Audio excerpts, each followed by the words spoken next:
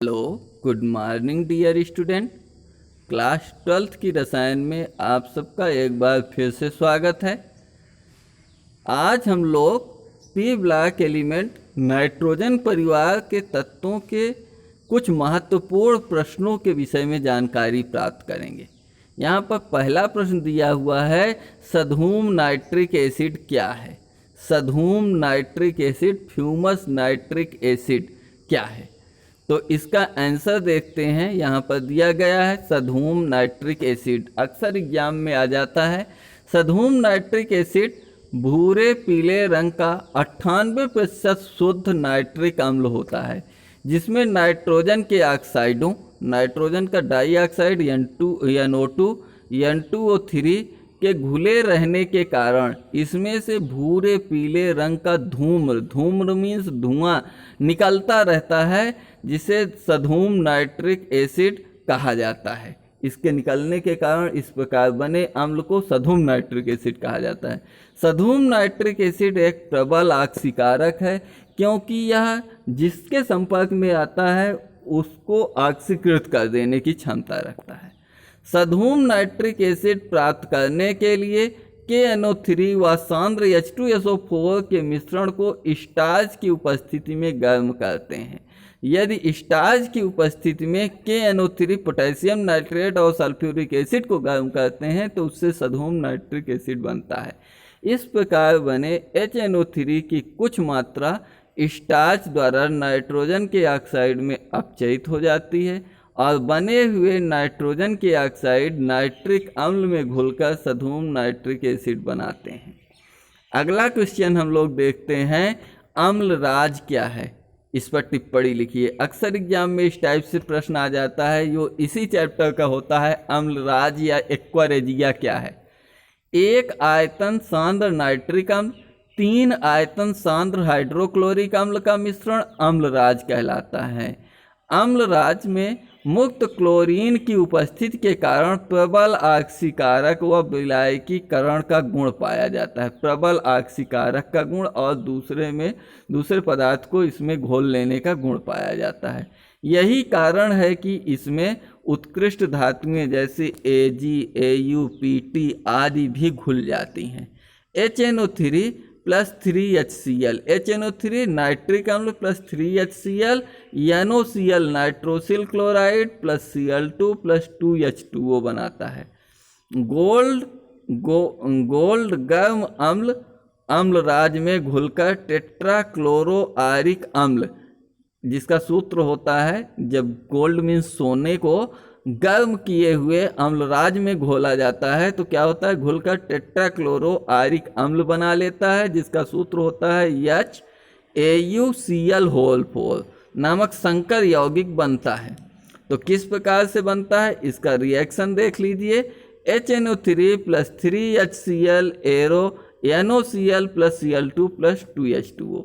यहाँ पर 3 का इसमें मल्टीप्लाई करवाया गया है, क्योंकि यहाँ पर 3Cl2 की आवश्यकता है, यहाँ पर एक ही Cl2 मुक्त हो रहा है। ये दोनों रिएक्शन अभी ऐड होंगी। फिर 2Au प्लस 3Cl2 2AuCl3। अब इसके पश्चात 2Au प्लस 3HNO3, यहाँ पर HNO3 एक अणु था, 3 का गुणा हो गया 3HNO3 प्लस 9HCl, 3 3 का 9HCl, और ये 3Cl2 इस 3Cl2, यहाँ पर तो एक ही Cl2 दिख रहा है लेकिन 3 का गुणा हुआ 3Cl2। तो इस प्रकार से 2AuCl3 प्लस 3NOCl, यहाँ NOCl एक ही है, 3 का गुणा हुआ, यहाँ 2H2O 2 3 6H2O। AuCl3 जो ये बना, ये HCl से क्रिया करके बड़े ब्रैकेट के अंदर AuCl4 बना लेता है। इसे टेट्राक्लोरोआरिक अम्ल कहते हैं। इसी प्रकार प्लेटिनम भी अम्लराज से घुलकर हेक्साक्लोरोप्लेटिनिक अम्ल बनाता है। इसीलिए सोना, चांदी, प्लेटिनम आदि धातुएं उस अम्लराज में घुल जाती हैं, और जिसे लोग निकाल करके, स्वर्णकार लोग निकाल करके सोने को प्राप्त कर लेते हैं। आगे Pt plus 2Cl2 P2Cl4, PtCl4 + 2HCl H2PtCl6 hexachloroplatinic अम्ल बनाता है। नाइट्रिक अम्ल का परीक्षण, यहाँ पर नाइट्रिक अम्ल का हम परीक्षण कैसे करेंगे कि नाइट्रिक दिया गया अम्ल नाइट्रिक अम्ल है या नहीं। पहला, यह प्रोटीन के साथ क्रिया करके पीला रंग देता है। यह पोटेशियम आयोडाइड के विलयन में से आयोडीन मुक्त करता है जो स्टार्च के साथ नीला रंग देता है। वलय परीक्षण, रिंग टेस्ट हम लोगों ने प्रयोगशाला में किया है। तो रिंग टेस्ट, यह फेरस सल्फेट के साथ H2SO4 की उपस्थिति में भूरे रंग का वलय बनाता है। जब हम फेरस सल्फेट के विलयन को लेंगे, ताज़ा बना हुआ फेरस सल्फेट, और H2SO4 की उपस्थिति में नाइट्रिक अम्ल मिलाते हैं तो हल्का भूरे रंग का वलय प्राप्त होता है परख नली के दीवार में। इसे नाइट्रेट आयन NO3 का वलय परीक्षण भी कहा जाता है। हम लोगों ने नाइट्रेट का वलय परीक्षण किया, वही नाइट्रिक एसिड का वलय परीक्षण है, एक तरह से समझिए। FeSO4 + NO, FeSO4 NO भूरा विलयन प्राप्त हो जाता है। और पांचवा इसका परीक्षण है, यह कॉपर की छीलन के साथ गर्म करने पर भूरे रंग की गैस निकालता है।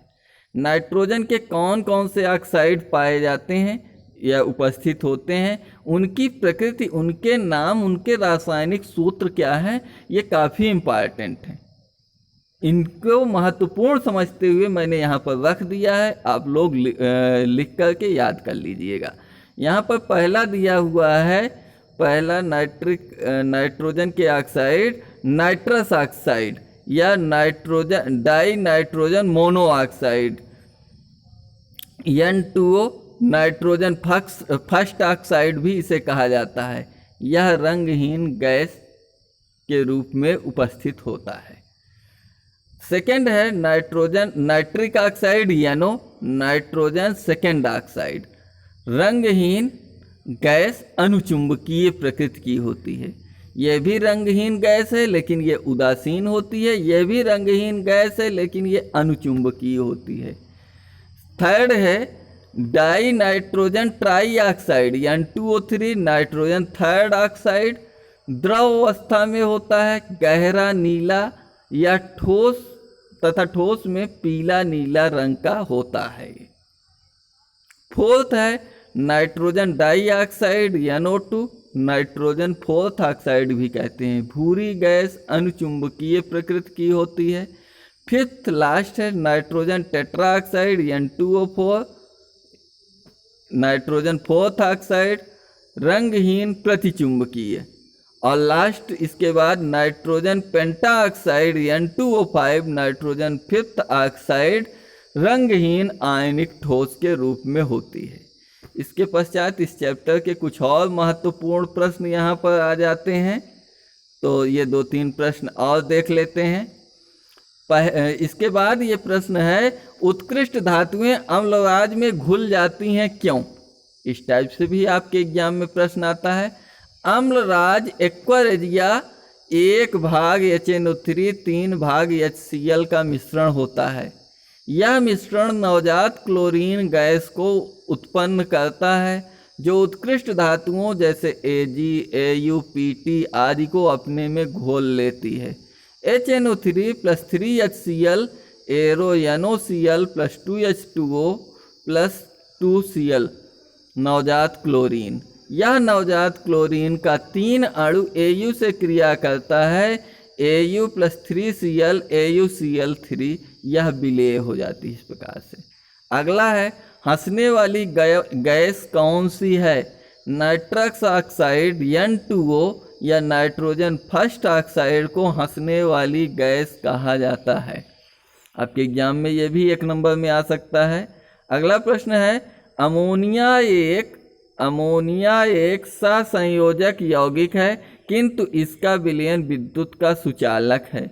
अमोनिया जल के साथ क्रिया कर जल के वियोजन को बढ़ा देता है, अतः विलयन विद्युत का सुचालक हो जाता है। H2O सिनाप्रिवर्सिबल H++ OH-, NH3 plus H plus NH4 plus हो जाता है। अगला लास्ट प्रश्न देख लीजिएगा इस चैप्टर के इस पार्ट का। NO2 में कुल 23 इलेक्ट्रॉन होते हैं, फिर भी यह प्रतिचुंबकीय होता है।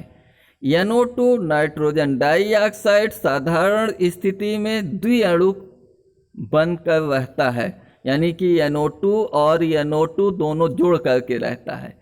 इसका 23वां अयुग्मित इलेक्ट्रॉन भी युग्मित हो जाता है, तो यह N2O4 के रूप में होता है। इसमें 23 इलेक्ट्रॉन न होकर ओवरऑल 46 इलेक्ट्रॉन होता है। यह इसीलिए यह युग्मित इलेक्ट्रॉनों की उपस्थिति के कारण यह प्रतिचुंबकीय अणु की भांति बिहेव करता है। तो इस प्रकार से आज की डेट में हमने वेल कंप्लीट कर लिया है पी ब्लॉक एलिमेंट के नाइट्रोजन परिवार के तत्वों को।